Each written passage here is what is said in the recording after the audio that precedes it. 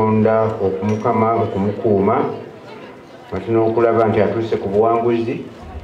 Nawulidde nti waliwo digiri gye yafunye tujja kumuyozaayoza.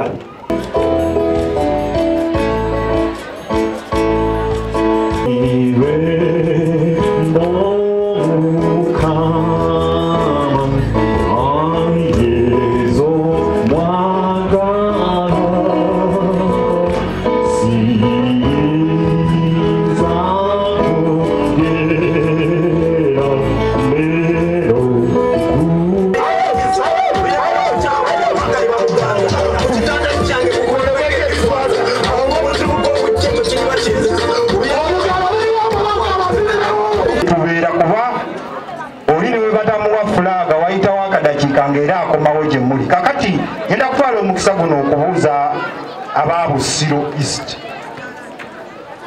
abo abagenda okunnondera muganda wange Kengabbe bawanike omukono kuba twagala nkyukakyuka. Ndowooza emikono mugiraba kuwagira okuva we tutandika nga kitandikira ku nomination fee paka akalulu we kanaggwa. Ye message gye bampadde era bwe bubaka obundeese wano.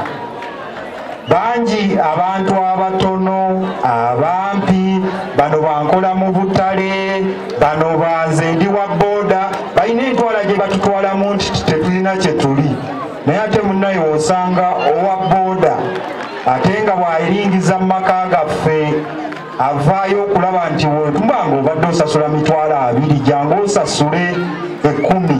Nze gye emirimu amikambadde gye mumanyiddeko ojja ne bw'oba toyina asobola okuga nti nze Kangabbe Fred MP2B Busiro East omuvuzi wa bodaboda.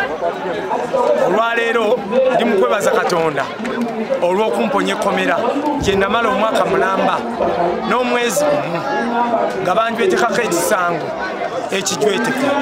Nebaza Katonda yanwanirira nembayo nga sirina musango gwonna gunvunaaniddwa.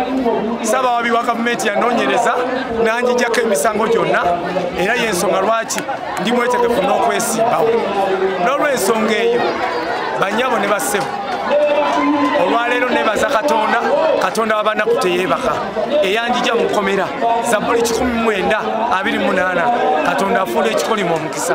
Ekkomera nsaba lifuuke omukisa mu linnya lya Yesu.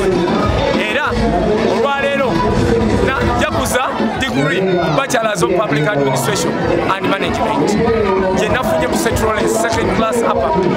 Nzaani gwe baatikkira nga ndi mukomera naye olwaleero nsazeewo njaguze ku lwa Katonda n'ensi yange. Bakadde bange nkubiriza bana Busiro bonna basome. Kangabbe Education Foundation eweerera abaana 2,500 ng'ekulirwa Kangabbe Ezekiel.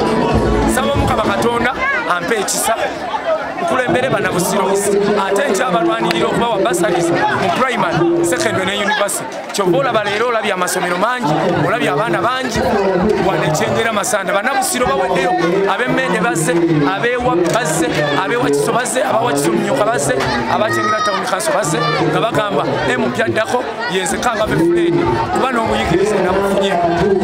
Mukama bampeera omukisa. Nebaza Katonda eyantuusiza ku ttule. Amen.